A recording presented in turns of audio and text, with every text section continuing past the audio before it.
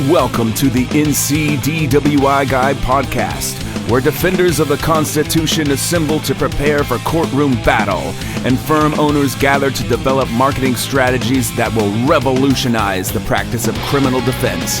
Here's your host, the NCDWI guy, Jake Minick. Hello, fellow freedom fighters. Today on the podcast, we have Megan and Scott Thomas, a husband and wife team that run Silver Lining Therapy in Asheville. Silver Lining Therapy specializes in addictions, rehabilitation, and personality disorders. Both Scott and Megan have enjoyed partnering with law enforcement and the court systems throughout their careers to provide rehabilitation to offenders and assistance to legal professionals in mitigating the needs of this population. Their goal has always been to promote safer streets and wiser citizens. From personal experience, their goal is to help people, help their clients. They're passionate about what they do. They care about their clients. And in 2018, they added DWI treatment to their therapy after a community need was identified to provide high quality, multidisciplinary, client-based, modernized, and streamlined DWI services in Buncombe County. Scott and Megan, welcome to the program. Thanks for having us, Jake. Yeah, I'm really excited about today's episode because I feel like for most of us that practice criminal and DWI cases, whenever a client goes in for a drug assessment or for a DWI assessment, we basically say, here's the number of the person to call, or here's a list of numbers, or we need an assessment.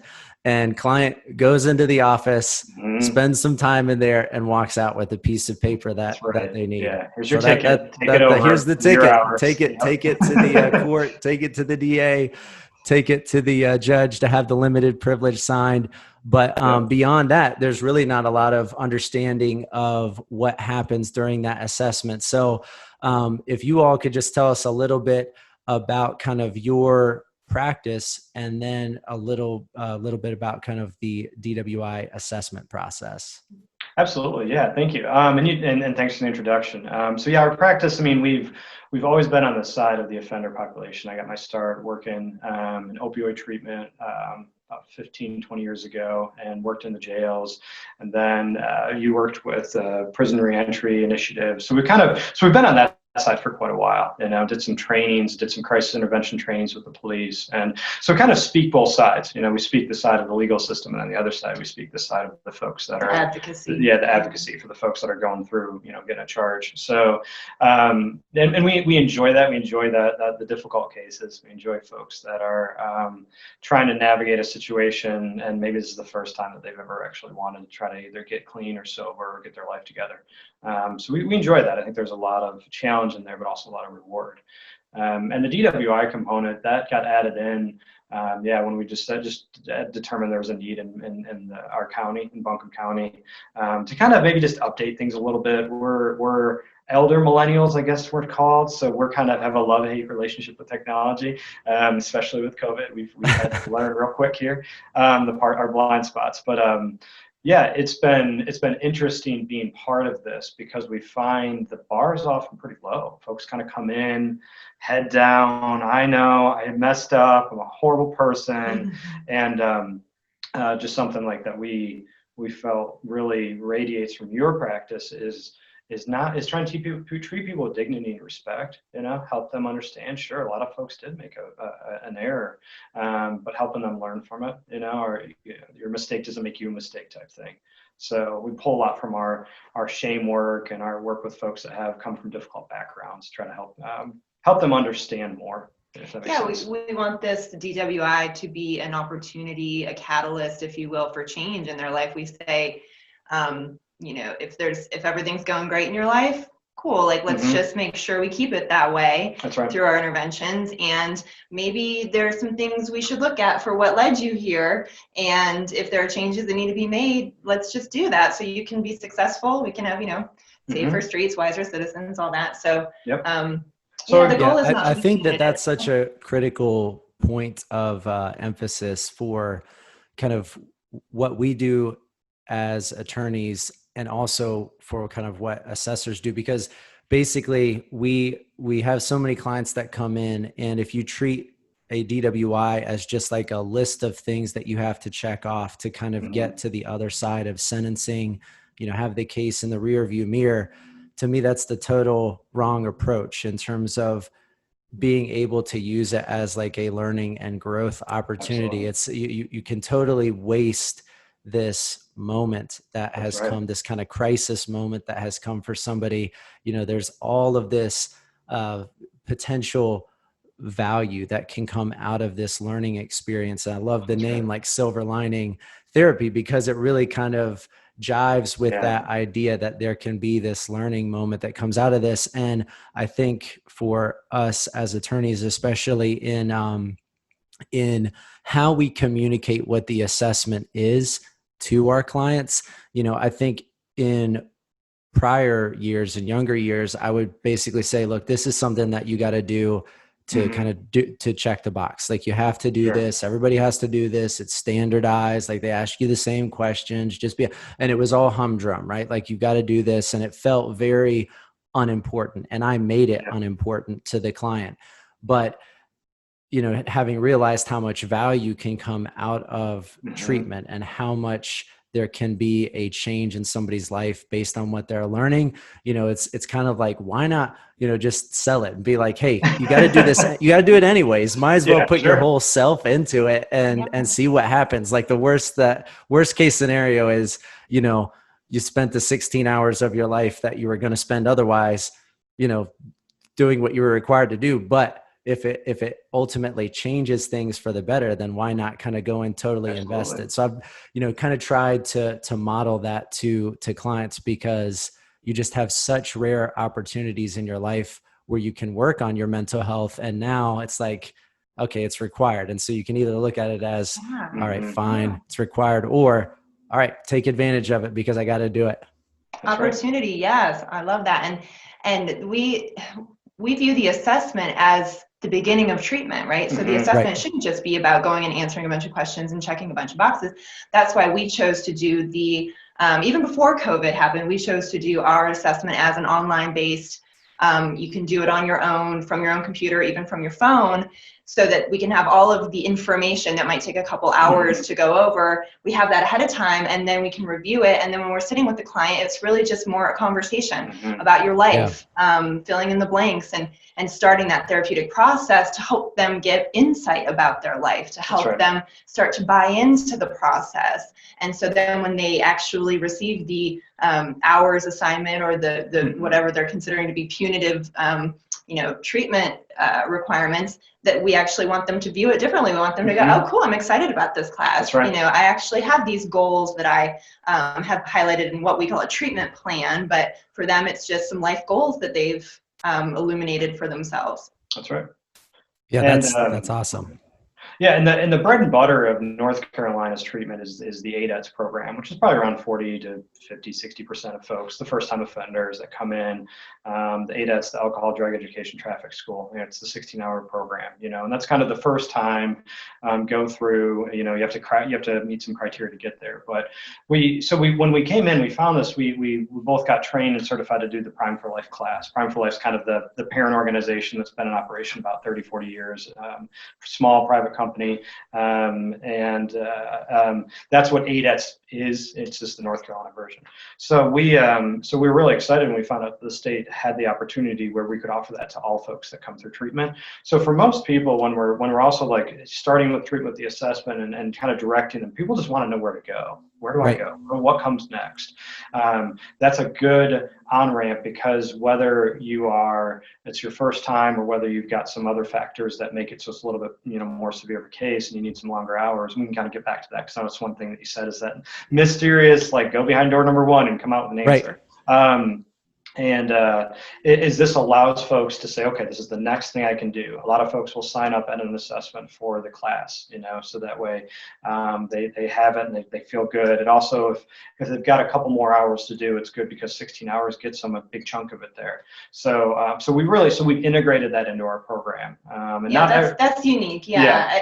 And the reason that the state has advocated for that these last couple of years or so, they call it the pilot program, although it's been a couple of years. So is that this Prime for Life class is a foundational course. They call it Adets in North Carolina, and we'll talk more about that, of course. But we want to have everybody have that foundation of substance abuse kind of education and self-reflection, and kind of an on-ramp into group work before they come to groups. And we find that when they have gone through that program, an education program, then they go to groups, they really hit the ground running, they're engaged, they've got a lot of insight, they know exactly where to focus on what they need in those groups, if that makes sense. Yeah, and I guess just to kind of bring that out or kind of play that out a little bit. So for anybody that is recommended the minimum amount of hours at the assessment, that 16-hour minimum, that's what the kind of Adets class would be designed to be the course that they would go through. But if more hours are recommended, then traditionally maybe there'd be a lot of assessors that might not incorporate the Prime for Life course into that. So if you had to assess 30 hours, then it would be kind of 30 private sessions or 30 group sessions, but not including ADETs. And you guys, for that 30-hour requirement, would require the ADETS class and then 14 additional contact hours. Exactly. That's right. Exactly. Well said. Yeah. And for that ADETS, like Scott said, maybe 40-50% of folks end up with that assignment of that minimum 16 hours. And there are certain kind of prerequisites for that, which I know you wanted to clarify. Do you want to go into that a little bit? Sure. Yeah. I mean, so folks often, when they come in, that's one of the things they want to know. What am I going to be assigned for? And to reach that minimum, that's the state set requirements. You have to have a BAC of 0.14 or below. So it has to be your first DUI, and you can't have a substance use diagnosis. So for example, maybe folks got caught drinking, but maybe that's not really their thing, but they've been in opioid treatment, and they have we see that more and more. So because they have that diagnosis, they go to a clinic where I get support, medication therapy, then that would disqualify them. So it's kind of a rule out. So, and it's fairly easy. It's fairly simple. Fortunately, I don't know if we really, we very rarely have folks that would even kind of go, oh, why don't I qualify? Because it's black and white. The good thing is again, from the step up. So for example, maybe this is where it gets into the discretion of the counselor, right? So for us, if we sit with somebody, we're comparing you against thousands of other people we've sat through our career. So we kind of get an idea, where are you on your readiness to change, on your accountability? Are you like, oh yeah, I know that I messed up, this is why.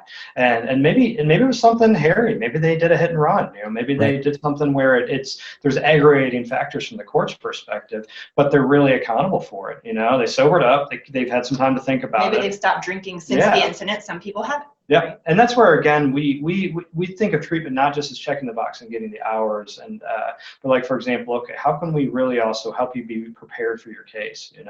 Let's do we need to do some longer term? Some folks, they might go into this detox, or that again, severity. That's a small percentage of folks, but some people benefit from that. Working with ankle monitors, helping people understand the breathalyzer system if they've got a BAC over 0.15 and they're going to need to have the interlock system. We want to really try to help people know what they're getting into. But that going back to that standardized process, so that way it's not different for everybody that comes in. Before we would even sit down with you, we've gotten this beautiful 20-page report, from something called the ASI, which is the Addiction Severity Index. It's a standardized test. It's basically more like a survey. You're going through these different metrics, your employment, your legal, your medical, your substance use, your family history. So this is the tool that we use. Yes, that we use. Other practices may use a different tool, but this would be the state-approved assessment tool called the ASI. And so are there different tools that are approved by the state? Every facility is required to use a standardized test. The two biggest ones you're going to see is going to be the SASE, the SALSI, and then the ASI. And essentially, they're different versions of it. Some of them, like, in some places I worked at before, because I've been doing DWI treatment off and on in North Carolina for about 10 years, started in Raleigh, and they do like a paper assessment, and it's hard because they sit down, they kind of slough through an hour worth of assessment, where they're answering these questions, and then they hand it to us, and we go through the door, and then we go and we ask them questions again, so it's a lot of, they get just burned out, right? So we found that this is really helpful to break it up. We get folks that are fresh. We've got an idea. The ASI, for example, and we're biased towards that. When we went through, we'd already gone, I've used all the assessments that the state supports. I said, this one is the most user-friendly, for clients, in our opinion. Easiest accessibility. And with that, it highlights and it pulls out, okay, do they have significant medical issues? Okay, if they do, then when they come in and they say, well, I had a combination of alcohol plus my prescription medication, we're like, oh yeah, because you've got this like long-term chronic, medical condition. Got it, that makes sense. So we're trying to make sense of the situation, if that makes sense. Yeah, no, that's helpful. I guess in terms of those questions that are on the ASI, sure, or maybe the difference between the ASI and the SASE, what does that look like in terms of, again, like the categories of questions that are being asked? Clinically speaking, there's a standardized assessment. So like if you're going to bill insurance for an assessment code, there's going to be something that you need to go through in terms of checking certain boxes for a clinical assessment. So that's what these tools are. And so with the assessment, like the ASI, there are different subsections. So there's medical, Scott mentioned, employment, alcohol and drug history, legal history, family and social history, and then psychiatric history, and also presenting symptoms, psychiatric symptoms. Okay. So what that basically, we call it, kind of, sometimes folks will call it a social history. We're just kind of saying, all right, who are you? Let's get a snapshot of your life. Let's get an overview. Again, with each one kind of measuring towards the overall presentation. So for an hour's assessment, getting at that. Again, if you're fairly straightforward, you're low risk in these different areas, because they kind of rate that. Again, and then the other thing we're doing is when we meet with you, we're sort of fact checking it, right? We're getting that gut feeling. Okay, did you just say I drink on the weekends, but then you're like, oh man, I love drinking, and it goes from weekend warrior to that's how I stress, I work at a bar and I shift drink after work every night. We're just kind of, again, it's not gotchas. We're just trying to match that up. I think there's a lot of clients that have that I've talked to that have this idea of like trying to like game the assessment, they're trying to ask me like, hey, so what should I say when I go in there? It's like, what am I supposed to do? And I always just tell them, be honest, I always tell them, none of this is going to be read by the court. The only thing the court sees is the number of hours that are recommended. They don't get the answers to all these questions. They don't, get any information about, the background of everything that you're telling them. You can talk openly about the details of this specific case, because none of that's going to be reported back to the court. So try to dispel that. But how do you guys deal with that? I guess some of that is like the fact checking in terms of, a client that comes in and is telling you, something that doesn't seem to maybe match up with that happens. lifestyle. Yeah. The assessment tool will give us, like Scott said, kind of a skeletal outline or a snapshot of their life in these different dimensions.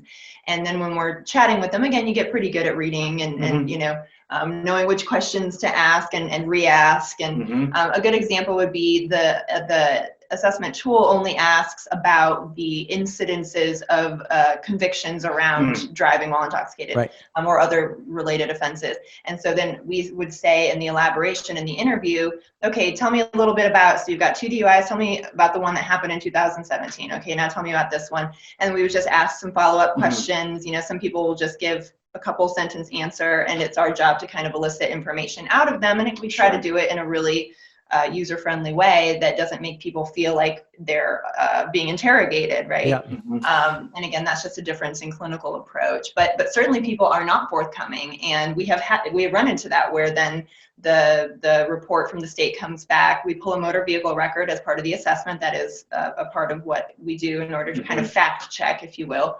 And we also pull a motor vehicle record from any state that you've held a license in previously.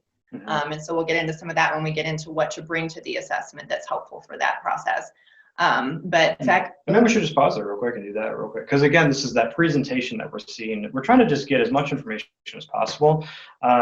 So for example, what to bring the assessment, you're going to have your citation, your breathalyzer results, your driver's license if you're a North Carolina resident, and then previous ones. And again, we work with folks around this, but those are the state directives that say, hey, we're trying to see, did they get a DWI in Texas, but they moved here 4 years ago, we check with the clerk of courts or pull the DMV record, so that way we can see, okay, so it says here that you did get a DUI back in 93 or something.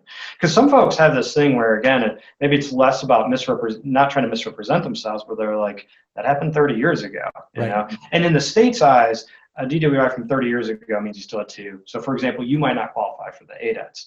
Right. But again, if we're like, all right, if the only thing that's limiting you is a DWI from 3 decades ago, then we likely would do something like, okay, 20 hours, which is the next fewest hours they can get, which would be again that class plus like 2 groups or something.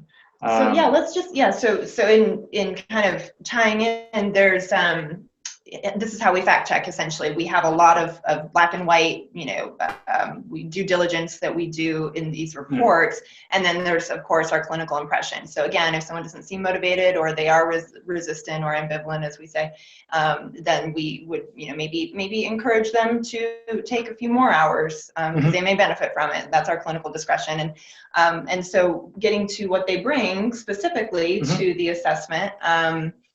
So go ahead. You're good with the details. Just the completed ASI for us. And again, so we're focusing on kind of our way.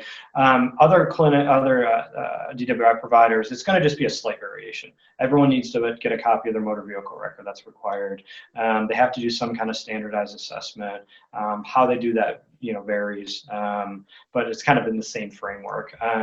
We need to check out of state. Some places do it different. Some places will say, hey, here, go pull your own record.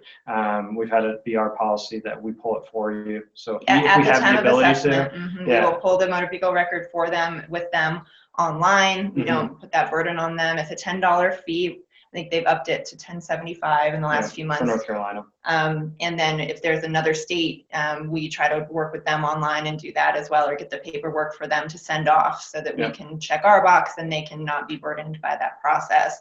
But so they need to bring their driver's license. We need to check the out-of-state information, the actual traffic citation and the BAC reading if they have that information. If not, we can get what we need from the clerk of court, so that's not a problem either. And then we ask them to bring, not bring, but when they complete the ASI for us, the assessment tool, it automatically pings to our system. And so when they complete that, we get a record of it. And then we, any release of information, if they have mom that's helping them pay for treatment, we'll get a release of information that they sign off, for their lawyer, and so that we can communicate seamlessly with their legal team. We get a release of information there. That's right.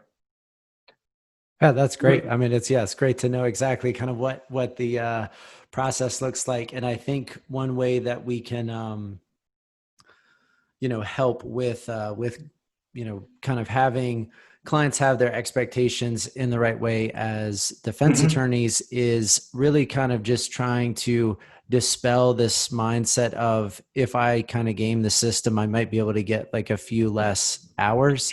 Because again, that's this kind of like limited mindset of, I'm just kind of trying to check off all the boxes, as opposed to, hey, why don't you go in there and then just treat this as, an opportunity for positive change. Go in there. These people are kind of ready, willing, and able to help you. They're not ready to, just give you meaningless hours for no reason. Like, that's not the game plan for the assessment. It's to truly help kind of promote positive change in your life. And I think that that's one way to kind of, again, get that like gaming identity out of the mindset.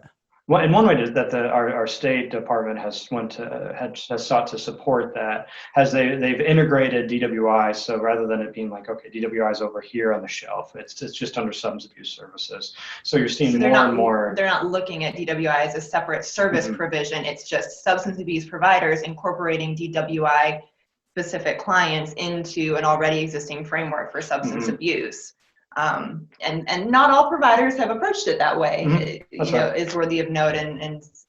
But we're seeing more and more of that. In Buncombe County, for example, we are fortunate that we have some other providers that, I mean, their heart's in the right place. A lot of folks are in recovery themselves, or they've maybe been on that side of the tracks before. If not, I mean, family members, you kind of get into this profession for a reason. So, right. Yeah, absolutely. So I think that's been helpful that, again, so even if folks are in other counties in North Carolina, again, and hopefully part of this is in part that the expectation should be that when they go in there, that they are being treated with respect, that things are being explained, openly, that it's not kind of, well, if you go here, it's this hours, if you go there, it's someplace else, so that doesn't feel that. And occasionally we'll run into that. And, we work with transfers for folks. And again, we just try to direct them, say, hey, your opinion matters. If you'd be willing to let our State Department know, or we can advocate on your behalf. So I think that's getting more minimal though. Right. We hope it is, and we're just trying the gaming of the system on both sides. I guess you would say that's a good way to put it. Yeah, absolutely. Because it could be something where it is just, hey, you come in here and you get I'll give you more hours because I need more money that month or something. So we try to keep it very standardized and try to really let folks know. I think we should go into some of the standardization processes. For, like, we talked a lot about Adets, and we can answer some more questions about that, but giving kind of I guess in terms of just like the assessment, Sure. Kind of classes or what the different options are in terms of treatment that can be recommended following the assessment. What does that look like? Yeah, so again, Adets is the education level, and so when we are kind of distilling from the assessment, the information that we then translate it into this hours assignment, we fit into different frameworks. So there's the state framework, which is Adets education, short-term, long-term, and then beyond long-term, there's different kind, intensive outpatient program, inpatient program, hospitalization. Mm-hmm. And so that's kind of one framework. And the other framework that we use just as addictions professionals is the American Society of Addiction Medicine ASAM criteria. And the ASAM criteria should ideally tell you what level of care is appropriate for someone based on the severity of their addiction or their diagnosis. And there's a lot that goes into that, but so go ahead. Yeah, so sort of, again, we're thinking of this level of care placement thing. So where do you fit? And we're trying to get it just right. We're not trying to give you too little, we're not trying to give you too much. So what the ASAM, what you just referenced, again, it's going to look at like readiness to change. What's your home environment look like? What is the relapse or continued use potential? What is the chance that you might withdraw? So they're looking at these different measures and they're going, okay, if you live with somebody that is drinking and not in treatment, then that's going to be tough because you're going to be going on, it's just going to be an extra factor. If your readiness to change is really low, you're kind of there, I don't got a problem, and you're kind of pointing fingers at everybody else, that's going to be a barrier as well because you're not going to be able to see yourself and have that accountability, which is really important for this work. Which I think is actually interesting that's a problem because, again, I'm going to keep going back to the people that are trying to game the system a little bit. Like, if you kind of walk in there and you're like, I don't have a drinking problem. I don't have, I never drink. This just happened, as chance. It's like, I don't know if you're taking this seriously, right? Yeah, absolutely. Yeah. And sometimes we do see different folks that come in on the day of the assessment, then come back in for class or group, and we hold space for that.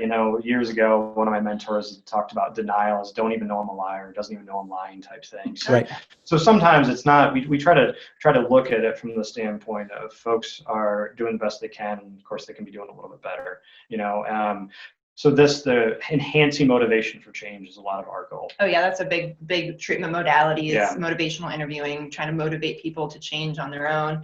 And another dimension of the ASAM is mental health, psychological, co-occurring disorders. So as we know, addiction is an extension of trauma. It's a coping skill gone awry. It's very much overlapped with anxiety, depression, relational issues, domestic violence, all kinds of different things. And so for us personally, that's a lot of the stuff we're really looking for. At the time of the assessment, we don't get into it too much. We kind of make notes of what might be present, but from a treatment standpoint, those are the things we really want to treat. Because if those things can go away or improve, let's say, then the addiction usually improves. Does that make sense? Yeah, absolutely. I mean, I think that's taking down those barriers is, I think, a big a big part of that open and honest dialogue that is begun during the assessment. And again, I'll just kind of keep harping on what we can do as defense lawyers, but I feel like we can kind of start that process before the person goes into the assessment, because a lot of times we are making the recommendation of, you need to get an assessment. Here are some options in terms of getting the assessment. And again, just kind of reiterating, like, look, this is really all about, helping you. This isn't, just some sort of punishment. Yes, you have to do it. Like there's not really any way around that if we want to get the driving privilege, but don't waste this opportunity. If you're going to spend $100 in the assessment, you might as well get your $100 worth out of the assessment. Exactly. Right? Yeah. I appreciate that approach. I think that's a very optimistic Awesome. and get the most out of what you're there for. And we collect feedback after all of our courses and stuff, and it's been overwhelmingly positive of the hundreds that we've gotten back. Folks saying, a lot of folks being like, wow, I get more out of it than I thought. Quite a few times we'll hear about folks saying, I'm so fortunate I took this course because it'll help me now. I have a teenager and I know how to talk to him about drinking, or maybe I didn't realize because Adets, the core foundation for Adets and Prime for Life is these like different levels of change, or levels of risk. Are you, and it kind of mirrors a stoplight, are you in green, yellow, orange, or red? Like, where are you in this process? Red, severe, what we call addiction. Green, lowest risk, again, moderate use within normal frequency no problem and type quantity. thing. Yeah. And as the Prime for Life instructors say, they're like, basically we're all plotting a course for red unless like life, depending on like how life interacts. DWIs often will spark a chain reaction. Then you have employment problems, you have family problems, you have financial issues, right? So that's the other thing, is we might be seeing folks, if it's in the first week, say, of getting arrested, they can only see what's in front of their face, what's next. Part of our job is to help see beyond that. Okay, so, and not that we're hitting them all with it over the head at the front part, but we're just aware. Okay, so you're worried about how this is going to impact your work, for example, that kind of thing. And we try to offer that through our groups, for example, and we also offer individual counseling. We try to meet folks to help them. Okay, so if you're struggling with this thing, it might not be part of your case directly, but it feeds into the overall process because if you're stressed about work and finances and your relationship, then go figure, you might turn to your coping skill, your old friend alcohol or drugs. So we're trying to help people connect with that. Yeah, that's great. And I think kind of looking at those other aspects of life that the DWI can impact is also important in terms of the mindset of coming in 24 hours later when a lot of these other things aren't necessarily spiraling out of control yet, right? Like you maybe have not spent any money at that point. You're kind of in the investigation process. Maybe you haven't told your spouse this happened, or there's it's the difficult conversation that kind of comes from that hasn't been had as of that point. And so I think being able to kind of even just get ahead of the game and say, hey, here's some stress points that could be coming down the road is going to be really powerful in terms of being able to address those things the right way when they do happen. That's right.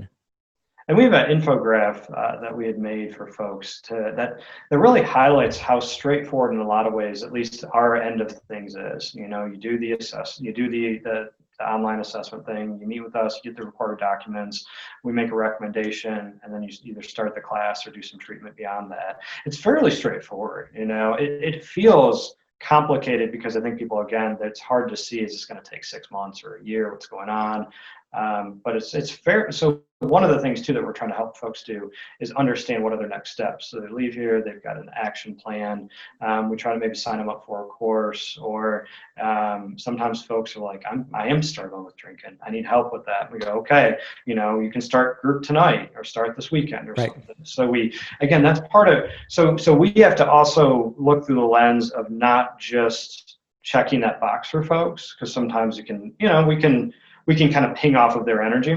So we want to also try to slow it down and say, what do you need? What do you need out of this? If you just need the box checked, then we're going to do whatever we can to help you check that smoothly, and help to coordinate with that. Yeah. In terms of the information that you all collect from the assessment, who receives that information? Is that kind of passed along to the DMV? Where does that information go? That's a good question. So essentially, we have folks sign a release of information, kind of explain to them, look, here are the parties that are going to be aware of your information. Again, similar to how you said that the judge isn't seeing all of their answers from the assessment index tool. Neither is the DMV. Neither is our state. They're basically just seeing the treatment recommendation, kind of similar to how you are. So we pass that information on to them. There's something called the E508 system. The E just stands for electronic. The 508 is the system where our State Department coordinates with the DMV, and that's how they check the boxes. Okay, you came in, you did an assessment on this date, you paid your fee, you completed your treatment on this date. So a lot of that is where it's just the box checking, if that makes sense, side of things. So they get very minimal information. Literally, it's just, hey, here's your treatment hours. This is when you started, this is when you finished.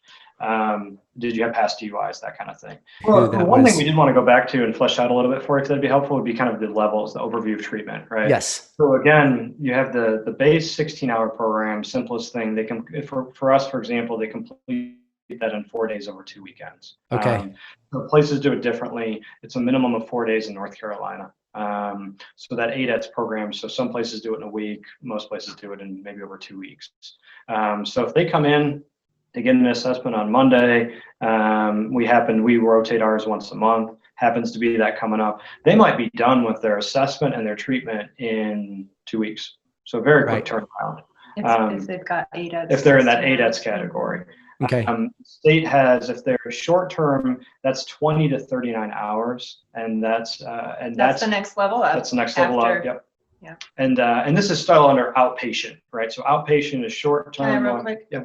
So we talked before about the ASAM criteria, which is our clinical way of determining what severity someone is with respect to their addiction. So there's a lot of numbers on that index, and the only ones we really deal with for outpatient therapy are 0.5. ASAM is 0.5, which is education. It means there's no diagnosis. It's just that Adets program. Okay. And so that's how when the state comes to audit our files, says, how did you determine this person was Adets? Well, they meet these criteria of BAC under 0.14, no priors, no substance, all those boxes are checked. But in addition to that, they didn't meet any of these other criteria for a diagnosis that would require a higher level of care. That's right. So that's 0.5. And then treatment, which could be individual therapy, it could be group therapy. It could go, other places offer intensive outpatient therapy. We just do regular outpatient therapy here. That's a whole different service definition, but that is ASAM level 1, and 1 and above are the different levels. And so that's, again, the clinical way that we kind of back up our work in terms of how we are assigning them Adets, short-term, long-term. So, and that's standardized. Is that something that everybody is using, that same scoring system? Ideally, yes. Yeah. Okay. The state started requiring programs to use the ASAM. So when they audit, they're going to be looking for that. So they're going to say, okay, again, show us your work.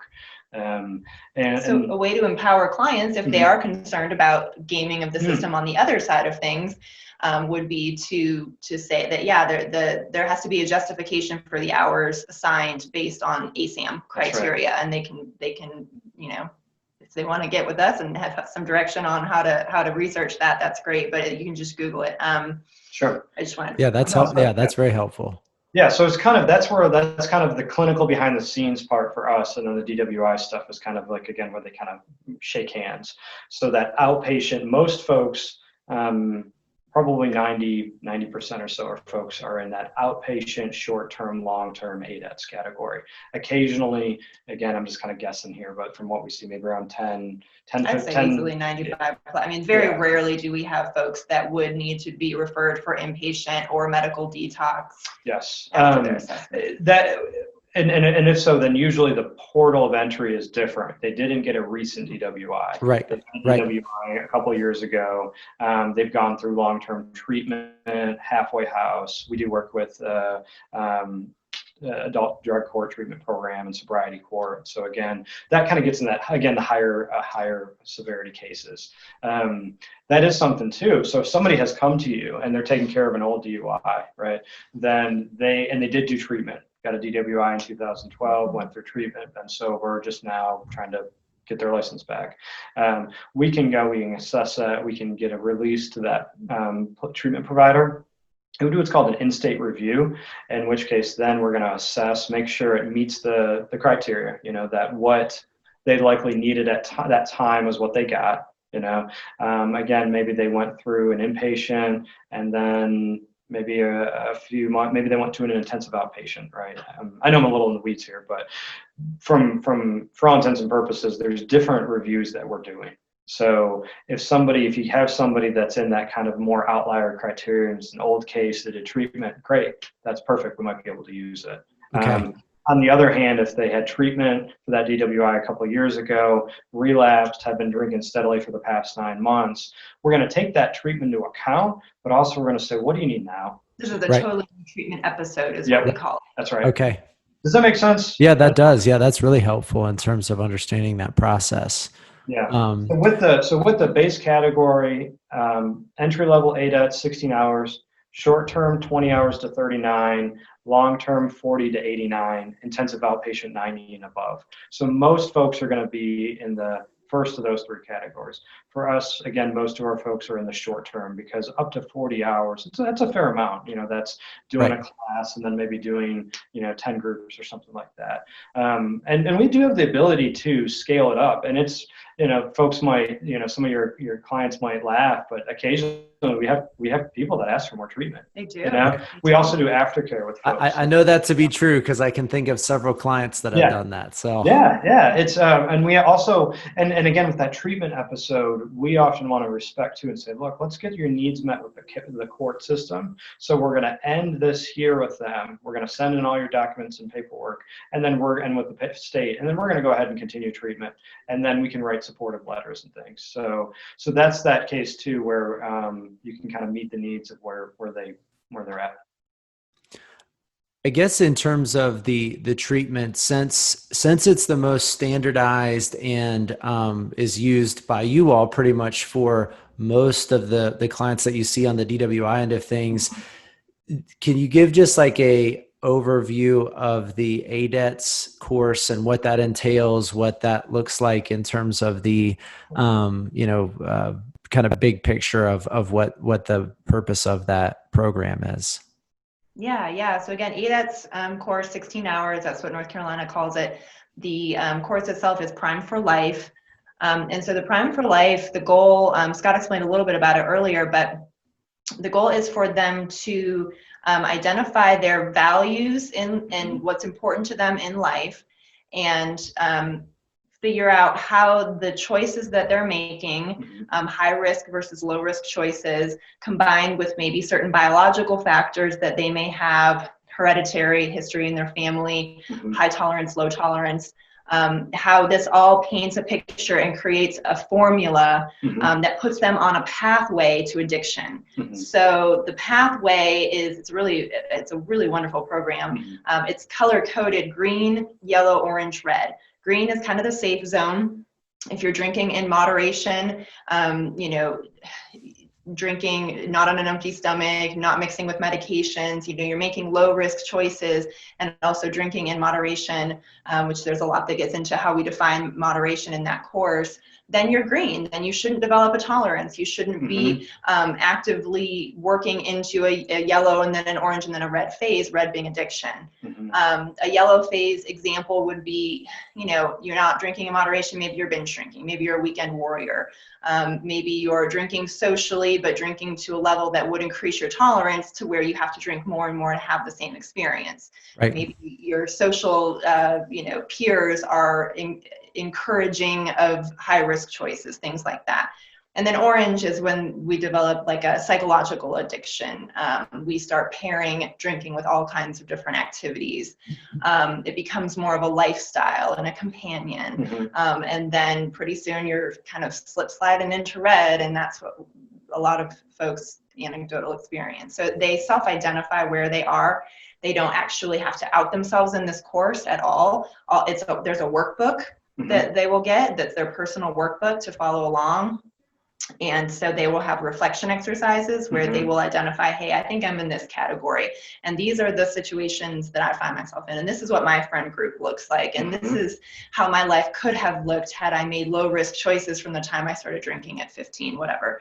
But they're only asked to share very little, like a classroom format. It's a didactic learning experience. So there's a teacher, an instructor, there's video, there's interactive activities. Again, workbook reflection, and they're only really asked to answer questions like the teacher will be like, okay, so is it high risk or low risk choices that get us into the high risk, right? So it's not personal. They can share, and there's certain activities where it's opened up to, and people certainly choose to. They're very invested and they're very engaged, and it's like this little community over 16 hours, like people exchanging numbers sometimes. Some groups are more so than others, but it's a really, really cool environment. And so a lot of people do find that they will voluntarily share when they thought that they wouldn't, but they're not required to. Yeah, and the course is structured to ease them into it. So the first, again, we do ours over 4 days. So the first one is maybe more of like a psychoeducation. We're just providing you some info. We're downloading some things. We're starting to introduce you to these concepts. You're starting to kind of plug yourself in. Yeah, my dad has a problem with drinking. I do have a high tolerance. I do associate my friend group pretty much all. We do is drink. You start to kind of plant the seeds. And then from there, it gets into more, okay, there's a lot of parallels to a medical system. All right, well, what do we do about heart disease? We don't just shame you. We go, okay, well, maybe you come from big stock. Maybe, you need to, this is what your individual plan will look like so that you're not inching closer to that heart disease, line, just like with addiction, our folks, even if that's the other thing to highlight is not every program might take a moderation-based approach. We're a what meets you approach. So if you come in and you want to be a moderate drinker, then we want to help you understand what that looks like. If you come in and you want to be a moderate drinker, but you're in the red zone, then we want to help you understand that.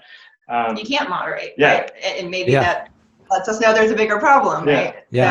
So it's kind of neat. There's a program called Moderation Management. It's sort of similar to AA in some ways, and it parallels a lot of that. Moderation is 3 drinks, 1 drink an hour, stuff that you think. And if somebody's scratching their head going, but I'm not going to feel anything at 3 drinks. Okay, probably not in Greek. You're probably tolerance. It's also a very non-judgmental air. So it's just kind of like, hey, you self-identify. If you're getting triggered, then let's talk about it. But we're not trying to hit you over the head and shame you. It's designed to lead you there on your own, if that makes sense. Yeah, I think in terms of just the Adets material that you all have shared with me in the past, that's so interesting is the kind of value-based system in terms of kind of prioritizing what your areas of importance are in your life, right? Like kind of having this reflection period. And I think that one of the things that has come out of that, at first it kind of came out because clients were talking to me about the classes that they had done with you all and some of the things that they had been learning. But then as time went on, I started to kind of get a little bit more kind of active in terms of, why would we not want to share this information with the court, right? So a judge, the goal for the judge is really to kind of look at a case, whether it's a first offense, which they're already kind of biased towards, I'm going to treat this as though this is going to be a one-time deal. And so they're kind of already looking in that direction, but it still doesn't hurt to tell the judge, here's the reasons why this isn't going to happen again. This is what my client has learned, as a result of this charge. But even more importantly, in those second and, third offenses, it's always kind of trying to convince the judge, here's why this isn't going to happen again. And the only way to do that meaningfully is to be able to say, well, here are the reasons why this isn't going to happen again. This is what my client has done differently than what's happened in the past. And so I feel like pulling out of treatment, and understanding what a client is going through. Again, we normally just approach the judge, Your Honor, my client has done their assessment. They've done the treatment. Judge is checking off a box because that's a mitigating factor, but it's rare to see the explanation of what did my client learn from going through these classes. And again, they had to do it anyways, you might as well kind of maximize the value of what was learned during those classes. So that's been something that I think, again, in terms of whether it's they focused in on a specific value in their life, whether they kind of learned something about their family history that would change drinking behavior in the future, whatever it might be, there's all kinds of, again, just raw information that is coming out of that course that really could change the trajectory of where they're going to move in the future. And as we're talking, I'm kind of thinking, I wonder if it'd be helpful to figure out like a one pager or something we give them at the end that summarizes, that pulls Right. your values, what's this type thing, and then maybe we could even share that with attorneys. You know? Yeah, I think that would be a fantastic way to do that. Not only, again, for the courtroom, because I think that would be very helpful in the courtroom, but even in terms of the client having that moment of like, let me summarize what I've taken away from this, and kind of have that like very specific, what was the most important thing that I learned moment. That's right. We had there's an exercise where you kind of write a letter to like maybe a family member or something. We had somebody that had been fairly resistant, not resistant in the sense that they were caught. They were just kind of like, all right, I'm going to feel you guys out and see if where can I trust you or not. And at the end, when they had written a letter to their kids, things just shifted. It was like something clicked. Like, wow, my adult children are seeing my behaviors now, and they're seeing what's going on, and that's going to be impacting them. And you could tell, for then, I mean, who knows, crystal ball, what happens from there, but that person at least got something on a level that they didn't have before they came to the class. Right. Yeah. For our purpose, as a therapist, one reason I love having everyone go through this course as a prerequisite for individual and group therapy. It's not a prerequisite. I shouldn't phrase it that way. Sometimes people can't do the class, and it's not that we require it, but it's just such a nice foundation. And it's because they're self-identifying all these things, and they are, like you said, aligning their behaviors and their values. And so often in therapy, we call it cognitive dissonance, cognitive distortion, ego defense mechanisms, whatever you call it, where people be like acting one way and believing another way. That's right. And you help marry those two, where there's this aha moment of like, oh, I'm not living in the way that I think I'm living, or my relationship really isn't as great as I think it is, or maybe there's some trouble at home.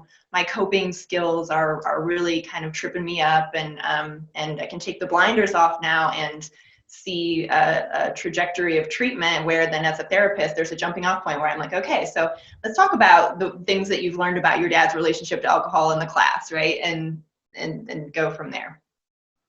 Yeah, that's awesome. I think that it's such a powerful moment, when you have that kind of like aha moment where it's just like, dang, I'm not, living the life that I thought I was living. I am lying to myself, and it's easy to do that. I mean, sometimes you see this, like, again, intentional kind of building yourself up where you realize that you're kind of living inconsistently with your value system. But I think a lot of times it's very much, we're just so good at lying to ourselves that's not even recognized.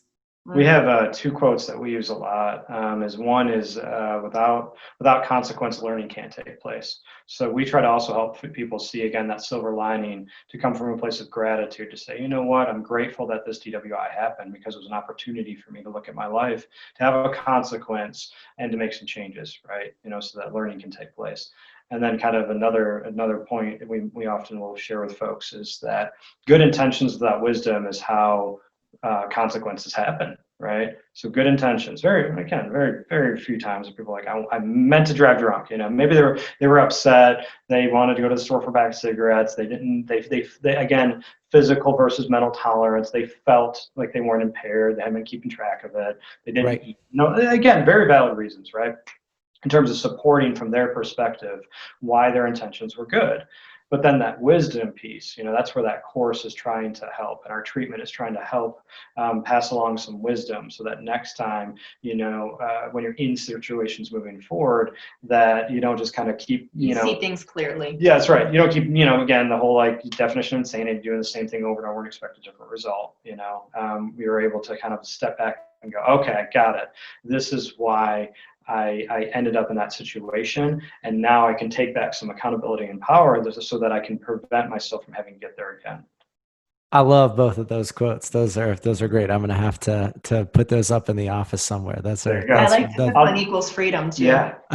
there you go. That's great. That's a good one. And I like that your podcast is for freedom fighters. Yeah, That's good. it. Yeah. Yes. No, it's and it is. I mean, and I think that in a lot of what we talk about on the podcast, it's very much focusing on kind of being a defender of your client in the courtroom and That's defending the Constitution, defending people's rights, making sure that the state is held accountable when they're not doing things right. But we are also, I think, and more importantly, freedom fighters in terms of helping clients be free of enslavement in their life, alcohol being a major form of slavery. At least it can be. I mean, it's not for everybody, but I mean, that's a big part of, I think, this part of the conversation is that, that freedom that happens from this real slavery that occurs from, being an addict, or even if you're not all the way in that camp, even if you're in the, orange category or the yellow category, it's a slippery slope. I don't think you go from green to red overnight. It goes green, yellow, orange, red, and one day at a time in that direction, as opposed to an overnight addiction. You're all set. Congratulations. You can go teach a class now. No, I just really appreciate what you guys do for clients. I think that the kind of mindset that you all just shared is really a good stopping point for us, because I think, again, as advocates for our clients, the goal for us should be to defend them in the courtroom, but more importantly, to help them have a better life on the other end of this kind of crappy process that they're going through. And a lot of that is out of our hands. It's in the hands of treatment. But if we can do our part in kind of mentally preparing them for that, encouraging them to be open in treatment, and then communicating to the judge, here's what my client learned during the treatment process and how they're going to kind of act differently going forward as a result. That's a huge win for us as freedom fighters. And we appreciate what y'all do on your end too, because it's definitely a different presentation with somebody that has come from an attorney that's helped kind of outline what the steps are versus someone that's coming in blind, so we appreciate that too. I think it's where we, kind of work together to help, again, the clarity, they know what's happening next, and just so that they can work towards getting their life back in order and back together and picking up the pieces and being stronger as a result. Yeah, well, we really appreciate you coming on the program and letting the curtain down for what happens in the assessment. Look forward to having more conversations about treatment in the future with you both. Absolutely. Awesome. Great. Thank you, sir. Well, thank you. Hope you enjoyed today's episode of the podcast. If you did, please share the podcast with another freedom fighter in the criminal defense community, and be sure to leave us a rating on iTunes. See you next time.